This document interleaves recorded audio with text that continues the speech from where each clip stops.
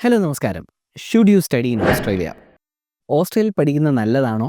ഓസ്ട്രേലിയയിൽ പഠിക്കുവാണെങ്കിൽ എങ്ങനെ തീരുമാനങ്ങൾ നന്നായിട്ട് എടുക്കാം? Pros and cons of studying in Australia. ഓസ്ട്രേലിയയിൽ പഠിക്കുമ്പോൾ അറിഞ്ഞിരിക്കേണ്ട കുറച്ച് കാര്യങ്ങൾ ഇതൊക്കെയാണ് ഈ വീഡിയോയിൽ ഡിസ്കസ് ചെയ്യുന്നത്. ഒന്നാമതായിട്ട് ഓസ്ട്രേലിയയിൽ പഠിക്കുമ്പോൾ അറിയേണ്ട ബേസിക് തിങ്സ് എന്തൊക്കെയാണ്? അല്ലെങ്കിൽ പഠിക്കാൻ ശ്രമിക്കുമ്പോൾ അറിഞ്ഞിരിക്കേണ്ട ബേസിക് കാര്യങ്ങൾ എന്തൊക്കെയാണ്? ഒന്ന്, ഓസ്ട്രേലിയയിൽ 3 പ്രധാനപ്പെട്ട ഇൻടേക്കുകളാണുള്ളത്. ഫെബ്രുവരി, ജൂലൈ, നവംബർ. ഇതിൽ ഫെബ്രുവരിയാണ് ഏറ്റവും വലിയ intake. Second biggest intake July ആണ്. ഏറ്റവും ചെറിയ ഇൻടേക്ക് നവംബറാണ്. ചെറിയ ഇൻടേക്ക് എന്ന് പറയുമ്പോൾ number of programs available in that intake is small.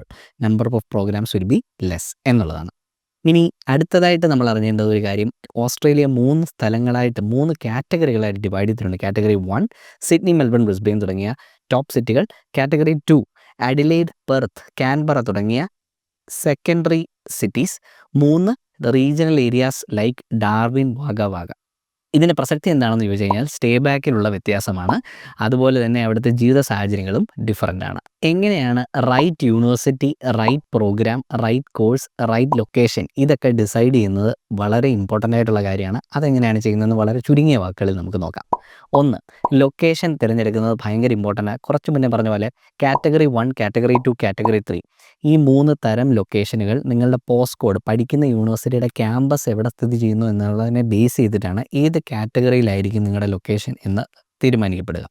ഈ ലൊക്കേഷൻ അനുസരിച്ച് നിങ്ങളുടെ സ്റ്റേ ബാക്കിൽ വ്യത്യാസമുണ്ട്. ഫോർ എക്സാമ്പിൾ, ബാച്ചിലേഴ്സ് പഠിക്കുന്ന ഒരു കുട്ടിക്ക് കാറ്റഗറി 1 ലൊക്കേഷൻസിൽ പഠിക്കുമ്പോൾ 2 കൊല്ലം സ്റ്റേ ബാക്ക് കിട്ടും. കാറ്റഗറി 2 ലൊക്കേഷൻസിലാണെങ്കിൽ 3 കൊല്ലം സ്റ്റേ ബാക്ക്. കാറ്റഗറി 3യിലാണെങ്കിൽ 4 കൊല്ലം സ്റ്റേ ബാക്ക്.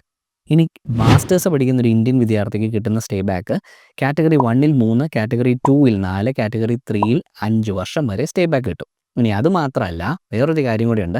ഈ സ്റ്റേ ബാക്ക് സാധാരണ ബാച്ചിലേഴ്സിന് 2 ഇയേഴ്സും മാസ്റ്റേഴ്സിന് 3 വർഷമായി കിട്ടുന്നത്. പക്ഷേ കാറ്റഗറി 2ലും 3ലും പഠിക്കുന്നവർക്ക് അഡീഷണൽ സ്റ്റേ ബാക്ക് കിട്ടുക, പഠിച്ചു കഴിഞ്ഞ് സ്റ്റേ ബാക്ക് ഇനീഷ്യലി കിട്ടുന്ന ആ 2 കൊല്ലം അല്ലെങ്കിൽ 3 കൊല്ലം സമയത്ത് നിങ്ങൾ അതേ റീജിയണൽ ഏരിയയിൽ തന്നെ സ്പെൻഡ് ചെയ്യുകയാണെങ്കിലാണ് ഈ അഡീഷണൽ സ്റ്റേ ബാക്ക് നിങ്ങൾക്ക് കിട്ടുന്നത്. ഇനി കോഴ്സ് തിരഞ്ഞെടുക്കുമ്പോൾ നമ്മൾ അറിഞ്ഞിരിക്കേണ്ടത് സ്കിൽഡ് ഒക്യുപ്പേഷൻ ലിസ്റ്റിലുള്ള പ്രോഗ്രാം ആണോ എന്നുള്ളത് നോക്കിയിട്ട് വേണം. അതുപോലെ ഈ സ്റ്റേറ്റ് നോമിനേറ്റഡ് ലിസ്റ്റിൽ നോക്കിയിട്ട് വേണം ആ സ്റ്റേറ്റിൽ അതിന് നിങ്ങൾ പഠിക്കാൻ പോകുന്ന കോഴ്സിന് ഓപ്പർച്യൂണിറ്റി ഉണ്ടെങ്കിൽ ആ സ്റ്റേറ്റിൽ തന്നെ പോയി പഠിക്കാൻ ശ്രമിക്കണം. മൈഗ്രേഷൻ പ്ലാനിംഗ് ലെവൽ 2024-2025 185,000 ആണ് മൈഗ്രേഷന് വേണ്ടി സീറ്റ്സ് അലോക്കേറ്റ് ചെയ്തത്. അതെങ്ങനെയൊക്കെയാണ് ഡിവൈഡ് ചെയ്തേക്കുന്നത് നിങ്ങൾക്ക് സ്ക്രീനിൽ കാണിക്കുന്ന പൈ ചാർട്ട് നോക്കിയാൽ മനസ്സിലാവും.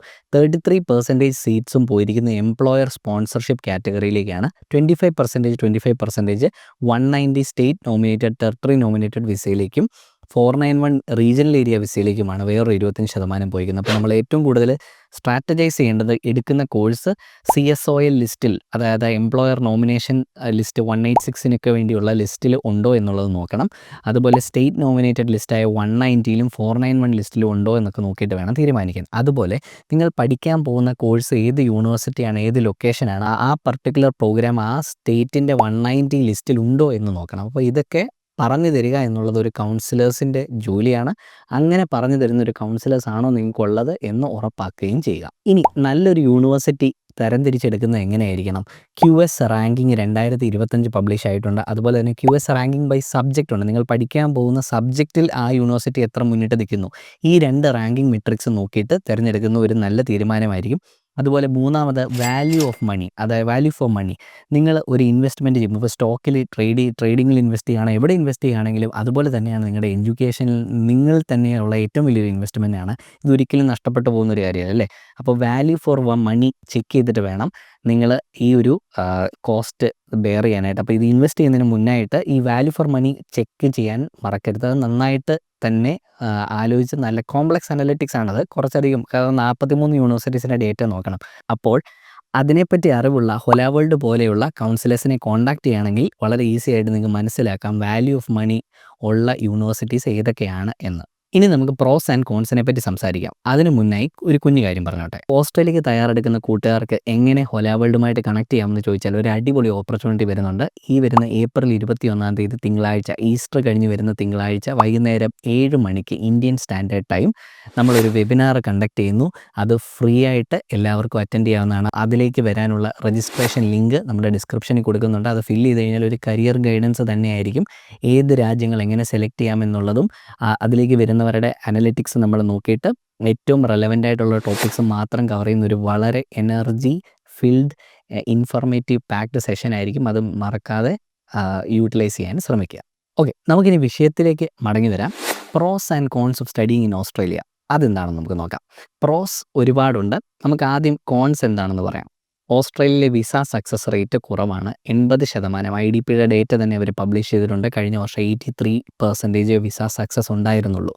അപ്പോൾ അത് ഒരു ബുദ്ധിമുട്ടുള്ള കാര്യമാണ്. അതിൻ്റെ ഫിനാൻഷ്യൽ റിക്വയർമെൻറ്റ്സ് ക്ലിയർ ചെയ്യാൻ അല്പം പാടാണ്. അപ്പോൾ എല്ലാ ഡോക്യുമെൻറ്റ്സും പ്രോപ്പറായിട്ട് വെക്കാത്തത് കൊണ്ടാണ് റിജക്ഷൻ വരുന്നത്. നോർത്ത് ഇന്ത്യയിലൊക്കെ 60% സക്സസ് ഉള്ളൂ.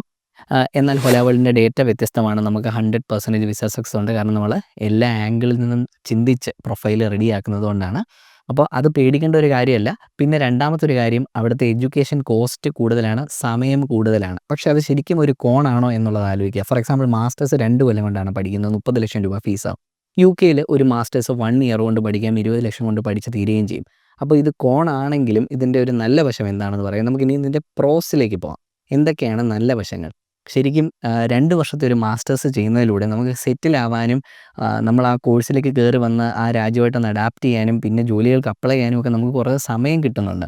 അപ്പോൾ അതിനുശേഷം നമുക്ക് സ്റ്റേ ബാക്കും നല്ലപോലെ കിട്ടുന്നുണ്ട്.